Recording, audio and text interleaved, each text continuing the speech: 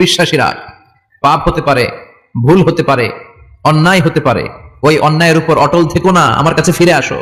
Come to your Lord, তোমার রবের দরবারে ফিরে আসো, ক্ষমার মতো ক্ষমা চাও, ক্ষমার মতো ক্ষমা চাইলে আমি সব ক্ষমা করে দেব। সুবহানাল্লাহ পড়েন। রব্বুল আলামিন বলেন, ইয়া আইয়ুহাল্লাযীনা আমানু তুবু ইলাল্লাহি তাওবাতান নাসুহা। ও বিশ্বাসীরা, ভুল করেছো, অন্যায় করেছো, পাপ করেছো, জুলুম করেছো, আমার কাছে ফিরে আসো, ক্ষমা চাও। ক্ষমার মতো ক্ষমা চাইলে সব গুনাহ মাফ করে দিতে পারে কে? পাপ নাই, গুনাহ করি নাই, এরকম কেউ আছে? কথা বলেন। কত পাপ করছি, কোনো হিসাব আছে? পৃথিবীর কেউ না জানলেও জানে কে? পৃথিবী না জানুক আমি তো জানি, আমি কি পাপ করেছি হায়। আমার পাপের করলে বিচার, বাঁচার আমার নাই উপায়। দয়াময় প্রভু মাফ করো আমায়, মাফ করো আমায়। পড়েন আমিন। আমাদের পাপগুলো ক্ষমা করে কে? চিল্লায় বলেন কে? আল্লাহ ডেকে বলে, গোলাম আমি হলাম গাফিরুয যামব কাবিলুত তাওব।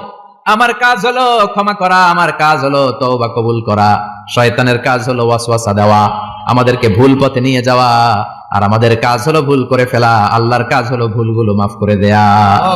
আল্লাহ ডেকে বলে, গোলাম তোরা যদি ভুল না করতি, তোরা যদি পাপ না করতি, তোরা যদি অন্যায় না করতি, তোদেরকে ধ্বংস করে দিয়ে এমন একটা জাতি আমি এই দুনিয়ার বুকে তৈরি করতাম যারা সকালবেলা ভুল করে দুপুরে মাফ চাইতো, দুপুরে ভুল করে রাত্রে মাফ চাইতো, আজকে ভুল করে আগামীকাল মাফ চাইতো। আর আমি আল্লাহ গুনাহগুলো তাদের সব ক্ষমা করে দিতাম।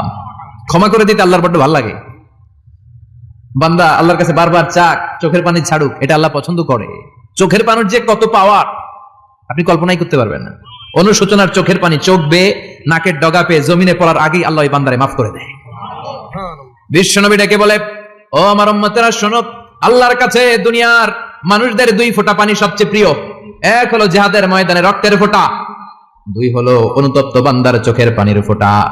কত ভুল আপনি করেছেন, কত অন্যায় আপনি করেছেন, কত পাপ আপনার হয়েছে, কত মিথ্যা আপনি বলেছেন, কয় ওয়াক্ত নামাজ ছেড়েছেন, কয় লাখ টাকা ঘুষ খেয়েছেন, কত যৌতুক আপনি খেয়েছেন, কত মিথ্যা আপনি বলেছেন। আপনার পাপ যত বড় হোক, যত বিশাল হোক, যত বেশি হোক, আল্লাহর দয়ার পরিসীমা তার চাইতেও বড়।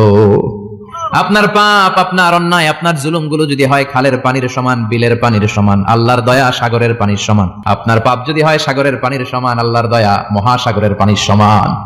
আপনার পাপ আর অন্যায় যদি হয় পাহাড়ের সমান, আল্লাহর দয়া আকাশের সমান। আপনার পাপ যদি হয় আকাশের সমান, আল্লাহর দয়া আরশের সমান।